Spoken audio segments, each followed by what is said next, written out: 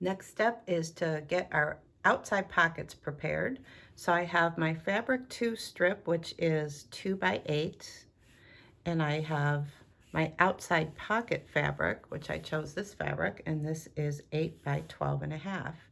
And what we're going to do is put them right sides together, stitch a 1/4 inch seam, press the seam open, and then we get this. My seam is pressed open. And then at each end, I put a pin, or you can use a marking pen, fold it in half, and mark your center at this edge and your center at this edge. And you will do that to all 4 of your outside pocket pieces.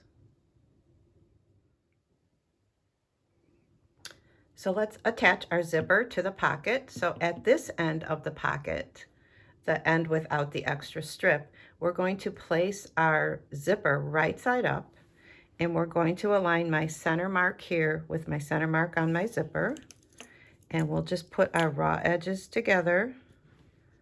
You can put a couple of pins in there if you'd like, and then you're going to have to move your zipper pull to stitch past it, and using a zipper foot, you're going to stitch down the center of your zipper tape.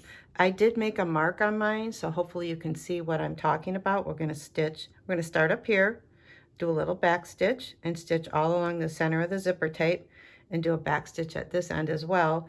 And we will have to move the pull up and down to get through that. One thing to add, a tip to add to when you're putting your zippers together, I would do all 4 sections of your panels at the same time, all 4 of your pockets, and make sure all your zipper pulls when zipped up are on the same end, so that when your bag is put together, they all unzip in the same direction. If you miss and don't do that, it's not the end of the world, but it's kind of nice if they all go the same direction. So next we're going to attach our bottom, this is our quilted bottom block, to this edge of the zipper tape. If you're doing the sashiko design, you're going to mark each center of your row 2 blocks, that would be A2, B2, C2, and D2 on the fabric 2 end. So this straight quilted end like I have here. So basically you'll fold it in half and find your center. I will tell you it'll be this middle little quilted line right here. So that's your center, with this facing right side up. And remember, we marked our center here. We're going to place it right sides together, aligning the centers. And we're going to do what we do a lot of times with Hoop Sisters, is where we pin match. So I'll take my center pin and put it right through that quilting line there, right along the basting edge. And I'm going to line it up with my zipper tape seam that I just stitched. The center, put that pin through, give it a pinch, put the pins in, and pull out the match point pin. And then maybe I'll do the ends. I'll line up my edges. I do want to keep this basting line from the quilted block aligned with my stitching line of my zipper. So poke that straight through, making sure this end lines up, and it lines up pretty good. Give it a pinch, take a second pin and put it in. And I'll just do that in a couple of more spots along the seam.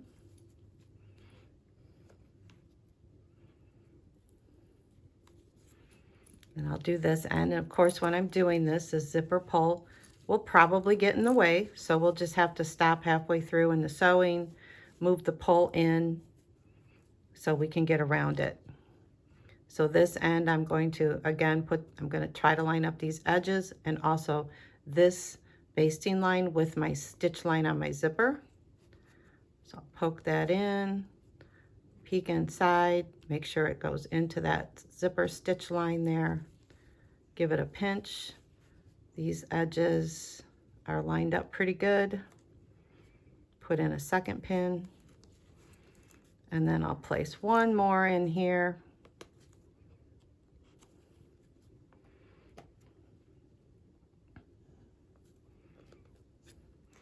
And now I'm ready to take this to the machine, and I will use a zipper foot, and I will do a back stitch here, stitch all along that block basting edge, which is aligned up with my zipper stitching line back here, and back stitch down at this end.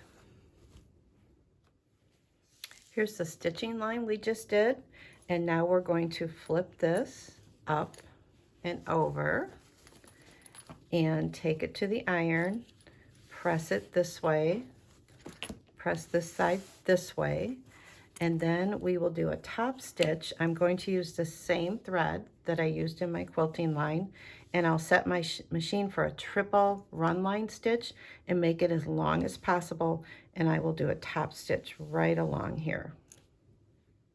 So here's a close-up look of my top stitch. I chose a triple run line on my machine and made it as long as possible so it would replicate that quilting. So that step is done. The next step is to actually take this and flip this lining up like this, fold the pocket in half, and we will align the center mark on the zipper tape with the center mark on my fabric 2 piece, keeping all these raw edges even. These will stick out, that's fine. So you will pin this, and then we will use our zipper foot again and stitch along this center of the zipper tape right here, doing a back stitch at both ends, and you will need to move the pole back and forth. So do that to all 4 of your pockets.